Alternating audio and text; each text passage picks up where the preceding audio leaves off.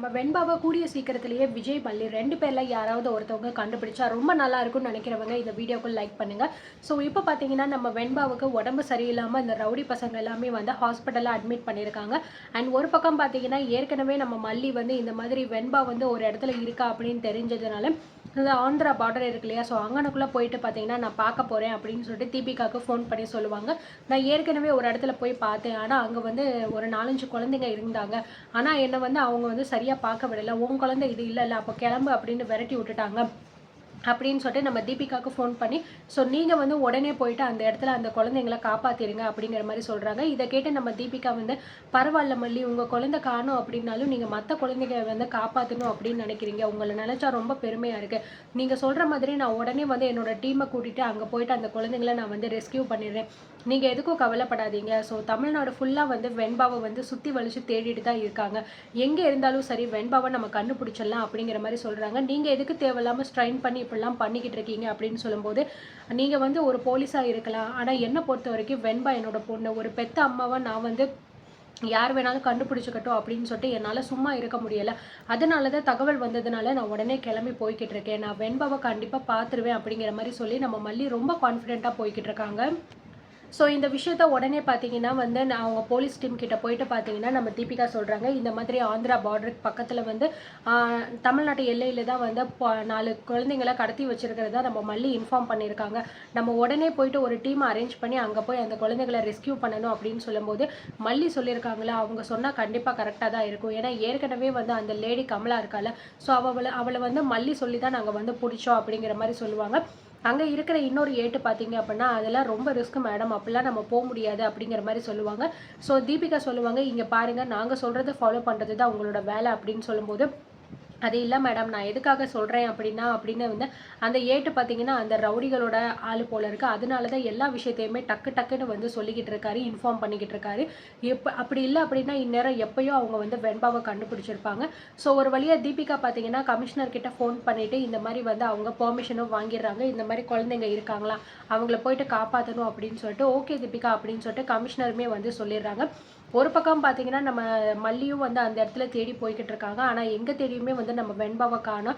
So வெண்பா பற்றின உண்மை எதுவுமே தெரியாமல் நம்ம மல்லி ரொம்பவே ஃபீல் பண்ணிக்கிட்டு இருக்காங்க. எங்கே இருக்கா வெண்பா, நீ உன்னை என்னால் கண்டுபிடிக்கவும் முடியலை, நீ எங்கே தான் இருக்க, தயவு செஞ்சு எங்கே இருந்தாலும் நீ என்கிட்ட வந்துரு அப்படின்னு சொல்லிட்டு ரொம்ப ஃபீல் பண்ணிக்கிட்டு இருக்காங்க.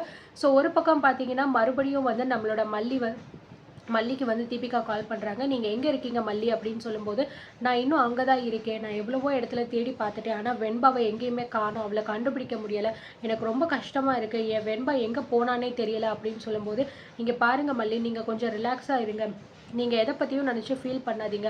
வெண்பாவை கூடிய சீக்கிரத்தில் உங்கள் கையில் கொண்டு வந்து கொடுக்க வேண்டியது என்னோட பொறுப்பு. நீங்கள் டைரெக்டாக கமிஷனர்கிட்டயே கம்ப்ளைண்ட் பண்ணியிருக்கீங்க. அதனால தமிழ்நாடு ஃபுல்லாக ஓவரால் எல்லா ஸ்டேஷன்லேயுமே வந்து வெண்பாவோட ஃபோட்டோ கொடுத்து எல்லா இடத்துலையுமே வெண்பாவை தேடிக்கிட்டு இருக்காங்க சுற்றி வளைச்சு. அதனால எங்கே இருந்தாலும் சரி வெண்பாவை நம்ம வந்து கண்டுபிடிச்சிடலாம். நீங்களே தேவையில்லாமல் போயிட்டு அலைஞ்சிக்கிட்டு இருக்காதீங்க. நீங்கள் எங்கே இருந்தாலும் கிளம்பி வாங்க அப்படிங்கிற மாதிரி சொல்லிடுறாங்க. ஸோ அதனால் மல்லிக்கும் வேறு வழி இல்லை, இதுக்கப்புறமும் எங்கே போய் தேடுறதுன்னு தெரியாது அப்படிங்கிறதுனால அந்த இடத்துல வந்து மல்லியும் வந்து கிளப்பிடுறாங்க. அண்ட் அதுக்கப்புறம் பார்த்தீங்கன்னா வந்து மல்லி இந்த வெண்பாவை வந்து ஹாஸ்பிட்டலில் தானே வச்சுருக்காங்க.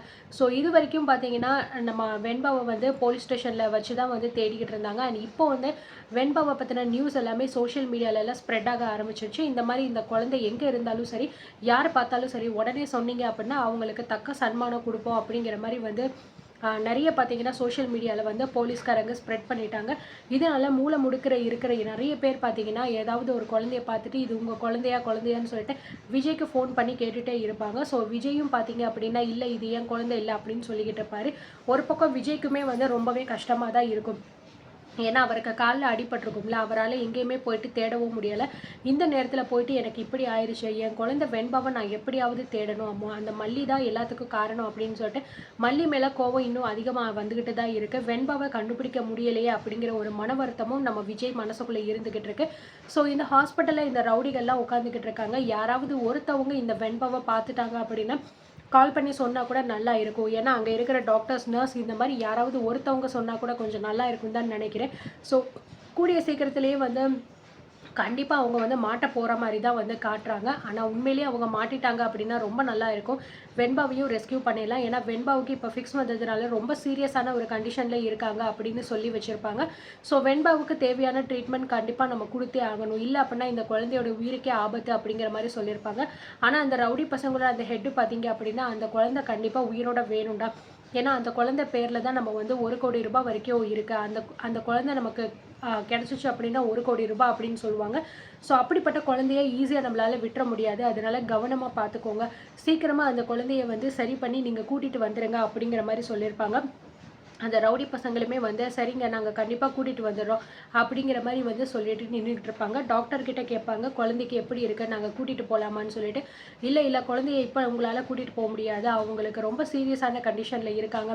நிச்சயமா அவங்களுக்கு வந்து ப்ராப்பரான ஒரு இது தேவைப்படுது. ட்ரீட்மெண்ட் தேவை. அதுக்கப்புறம் தான் நாங்க எதுவா இருந்தாலும் சொல்ல முடியும். நாங்க சொல்றோம் அது வரைக்கும் நீங்க வெயிட் பண்ணுங்க அப்படிங்கிற மாரி சொல்லிடுறாங்க.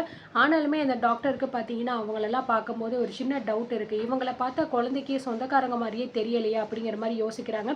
அட்லீஸ்ட் அந்த டாக்டராவது போலீஸ்க்கு தகவல் குடுப்பாரா என்ன அப்படிங்கிறத பொறுத்து இருந்து பார்க்கலாம்.